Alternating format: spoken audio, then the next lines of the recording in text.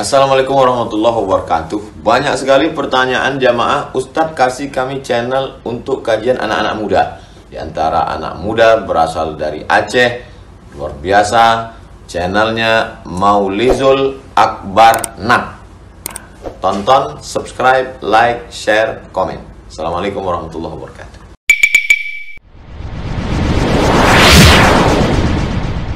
Innal hamdalillah nasta'inuhu wa nastaghfiruh wa na'udzu bihi min shururi anfusina wa min sayyiati a'malina.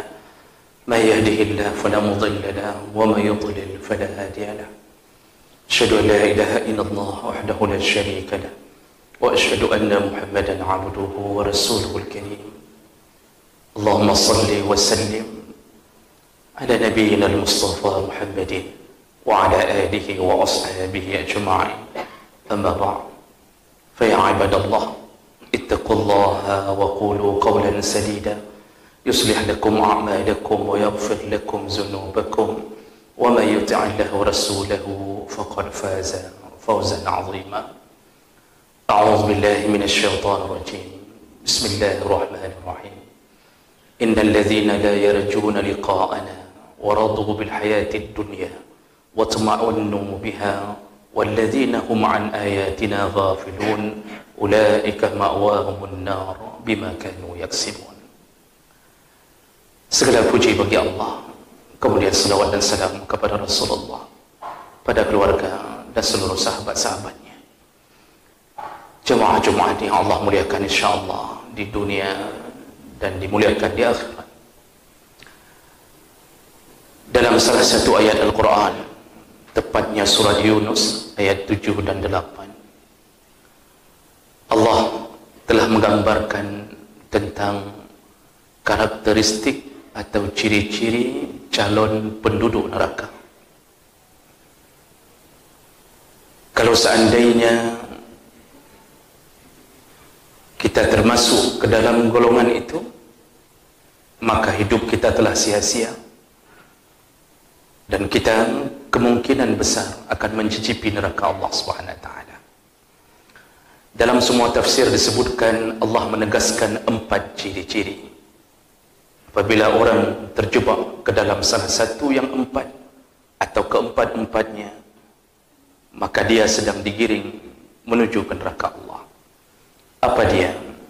Allah mengatakan dan memulai kalimatnya dengan mengatakan innal ladzina la yarjuna liqa'ana. Calon penduduk neraka yang pertama, mereka punya sifat yaitu tidak berharap untuk bertemu Allah Subhanahu wa taala. La yarjuna liqa'ana, mereka tidak berharap bertemu dengan kami, kata Allah. Apa maksud tidak berharap? Mereka tidak percaya dan tidak peduli dengan janji-janji Allah.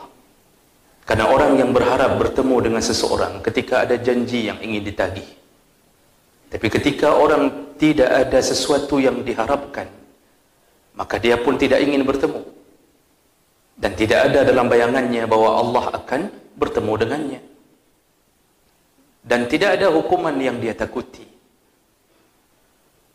Dia menganggap semua cerita bertemu Allah hanya dongeng belaka. Padahal di saat sifat seperti itu muncul, maka kita telah berada di dalam pintu-pintu menuju ke neraka. Allah menyebutkan dalam surat Kahfi ayat 110, "Faman kana yarju liqa'a rabbih falyamal 'amalan shalihan wa la yusyrik bi'ibadati rabbih ahada." Barang siapa yang ingin bertemu Allah, maka dia punya 2 sifat. Dia punya 2 amalan. Apa yang pertama? Falyamal 'amalan shalihan. Maka beramallah dengan amal yang saleh. Artinya, orang yang ingin bertemu Allah, dia akan melakukan amal saleh, dan amal saleh itu hanya diimaninya hari ini. Dia tidak pernah melihat pahalanya. Apa yang dia lakukan pun dia tidak pernah mencoba untuk menggapainya di dunia, karena tidak akan sampai pada hal yang gaib. Dia takut dengan dosanya, padahal dia tidak pernah melihat dosanya.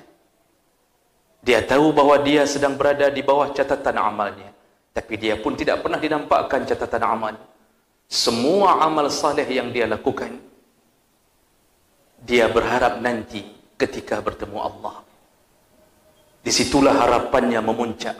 Siang malam keluar dari rumahnya, berharap ridha Allah. Lalu dia tapakkan kakinya di dalam lantai-lantai masjid, hanya berharap semoga nanti pahalanya salat, pahala zakatnya, pahala hajinya, pahala umrahnya dibuka celengannya di akhirat oleh Allah. Itulah harapannya. Makanya orang yang berharap-harap bertemu itu karena ingin menagih janji dari Allah. Mana amal kami ya Allah? Mana pahala yang engkau janjikan? Sedangkan Allah telah memproklamirkan diri, innallaha la yukhliful mi'ad. Allah tidak akan melanggar janji. Jemaah menekan Allah SWT. Dan syarat kedua, ingin bertemu Allah, wa la yusyrik bi'ibadati rabbih ahada. Semua amal saleh tadi, jangan syirikkan dia. Jangan lakukan amal karena berharap kepada Tuhan yang kedua selain Allah SWT. Makanya orang-orang yang melakukan kesyirikan pada amalnya, dia tidak akan bertemu Allah dengan kegembiraan. Kalau orang hari ini bersedekah berharap puji dari manusia, maka nanti di akhirat Allah akan tampakkan bayangan surga, tapi Allah tidak berikan surga.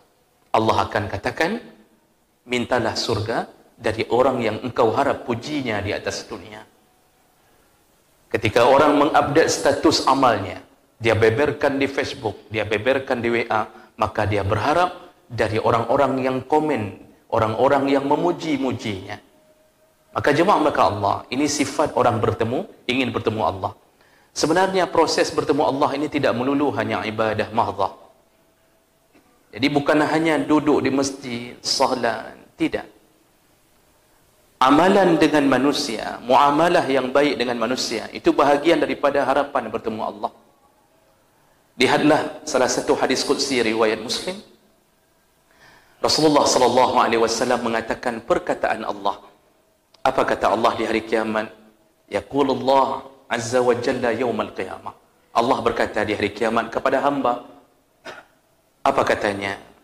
Ya abadi, wahai hambaku, ana maridtu, ketika aku sakit, falam ta'uduni, engkau tidak pernah menjengukku.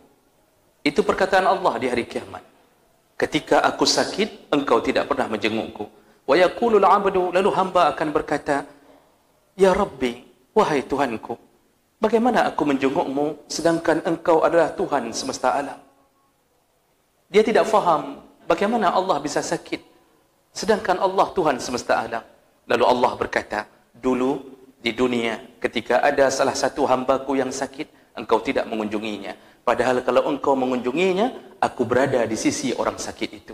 Artinya, aku akan membalas amalmu dengan mengunjungi salah satu hambaku yang sakit. Lalu kembali Allah berkata, dulu waktu aku lapar, engkau tidak memberiku makanan. Hamba kembali berkata, bagaimana aku memberimu makanan ya Rabb, sedangkan engkau Tuhan semesta alam?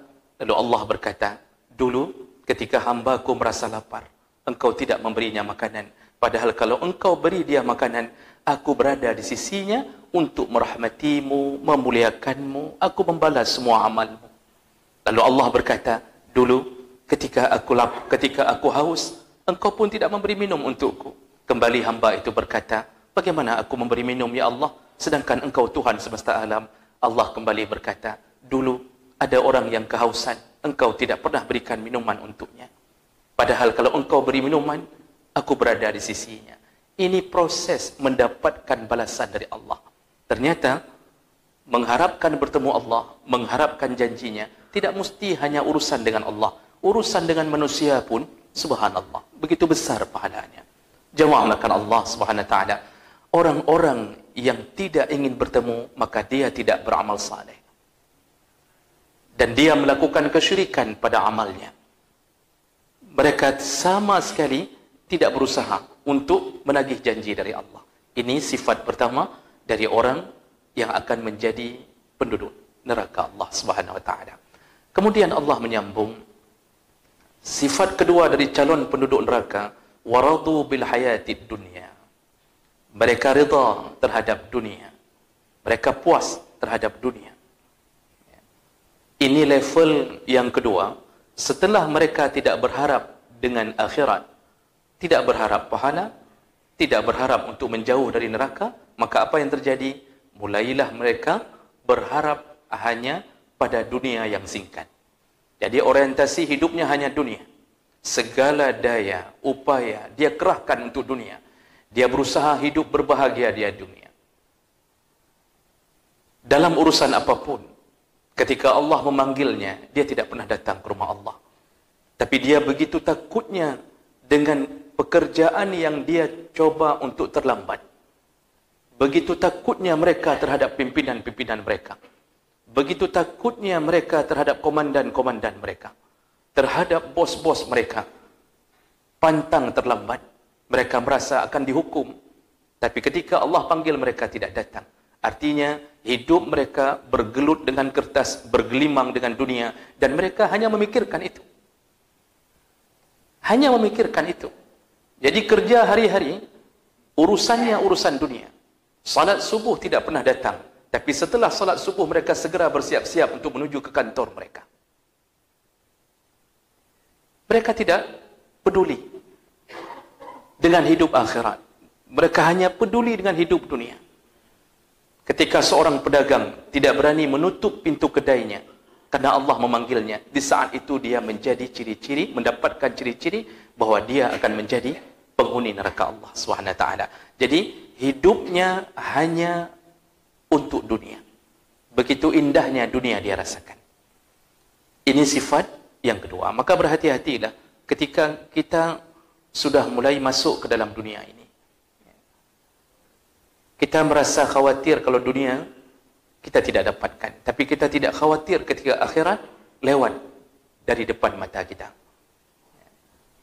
Dulu para sahabat meninggalkan, kalau tertinggal salat sunnah qabliyah subuh 2 rakaat, sudah cukup bagi mereka untuk menangis sejadi-jadinya, menyesalinya, telah melewatkan satu bonus dari Allah SWT, yaitu yang pahala melebihi dunia dan isinya. Hari ini orang tidak salat qabliyah subuh, biasa saja. Tapi kalau melewatkan bonus-bonus dunia, tidak bisa mendapatkan sertifikasi, tidak bisa mendapatkan tukin, tidak bisa mendapatkan beasiswa, tidak bisa mendapatkan akomodasi yang mudah. Semuanya dia tangisi, tapi akhirat dia tidak tangisi. Ini ciri yang kedua. Kemudian jemaah melakukan Allah sambung, ciri yang ketiga, calon penduduk neraka, watma'annu biha, yaitu ketika mereka sudah merasa nyaman, mereka merasa nikmat di atas dunia. Jadi tadi mereka orientasinya hanya untuk hidup dunia. Ketika mereka sudah memikirkan dunia, levelnya naik, jabatan sudah dapat. Wanita mereka bisa dapatkan sampai jumlah yang maksimal. Rumah, alhamdulillah, dia buat dengan kemewahan. Kenderaan, Masya Allah. Bahkan HP di tangan, pantang keluar. HP terbaru, segera dia kejar. Sedikit kesalahan pada mobilnya, dia akan ganti. Ban mobil yang harga 1 juta per unit, dia ganti begitu saja. Dan dia punya uang ratusan juta dalam ATM-nya. Apapun yang ingin dia lakukan, dia lakukan. Bahkan dalam berbuat kemungkaran pun dia lakukan. Dalam berzina pun dia akan lakukan. Allah mengatakan ketika sudah sampai pada level ini, itma'annu, mereka sudah senang hidupnya di dunia. Jadi mereka merasa nyaman, lupa bahwa malaikat maut akan segera mendatanginya. Jemaah melakukan Allah Subhanahu wa taala. Inilah penyakit ketiga yang paling berbahaya ketika kita dibuat terlena oleh dunia. Jadi tidak datang-datang menghadap Allah. Bahkan yang aneh, ada orang yang tidak pernah salat, tapi mencoba untuk menutupi kekurangannya, mencoba untuk menutupi dosanya dengan berbanyak-banyak wakaf, memperbanyak sedekah, bahkan ke masjid-masjid yang dia tidak pernah datang ke masjid itu. Mereka tertipu oleh syaitan. Jadi dihiasi amal mereka. Lalu timbul dalam pikiran mereka, Yang penting kita ada tabungan di akhirat. Maka lihatlah gaya-gaya hidup orang-orang yang hari ini dipenuhi dengan kemewahan. Mereka lakukan umrah, mereka berhaji, tapi hajinya adalah haji untuk kemewahan. Umrahnya adalah umrah yang dalam versi mereka akan simpan tabungan itu di akhirat. Ada orang yang tidak berani keluar dari yang haram gara-gara dijebak dengan gaji yang besar. Dia tahu dia kerja di tempat haram. Berulang kali dia ikut pengajian dan mengetahui bahwa itu haram. Dia tahu dia telah memajukan salah satu yang dilarang Allah Subhanahu wa taala, tapi ketika diajak untuk resign, diajak untuk keluar, tidak berani. Kenapa? Iming-iming syaitan akan mengatakan, memangnya mudah untuk mendapatkan kerja yang lain. Di sini lulusnya saja susah sekali, apalagi dengan gaji di atas 10 juta, tidak keluar-keluar. Kakinya terbenam di dalam pantai-pantai neraka. Jemaah melakukan Allah, hati-hatilah dengan jebakan-jebakan ini. Itu sifat yang ketiga. Dan yang terakhir kata Allah, calon penduduk neraka, walladzina hum an ayatina ghafilun. Mereka lalai dengan peringatan-peringatan, dengan ayat-ayat kami. Mereka tidak peduli dengan indahnya surga, tidak pun rindu terhadap bidadari. Mereka cukupkan bidadari yang ada di dunia dengan berbagai macam pelacuran dia lakukan. Tidak pun merasa takut dengan dahsyatnya api neraka. Dia tahu bahawa neraka itu azabun alim, dipenuhi dengan azab yang pedih, tapi tidak ada perasaan untuk menjauh darinya. Jemaah melakukan Allah, lalai. Ini haram, dia tahu, tapi dia tidak berusaha menghindarnya. Hal-hal inilah yang kemudian Allah sebutkan di penghujung ayat, ulaika, merekalah yang nanti dikumpulkan di dalam neraka akibat perbuatan mereka. Ma'wahumun nar, kata Allah, dikumpulkan dalam neraka. Maka jemaah melakukan Allah Subhanahu wa taala, hisablah diri, cuba lihat-lihat diri, lebih besar perjuangan kita untuk akhirat atau untuk dunia. Mudah-mudahan Allah Subhanahu wa taala menghindarkan kita dari 4 sifat ini, dan semoga Allah Subhanahu wa taala mengumpulkan kita kembali di dalam surganya. Amin ya rabbal alamin.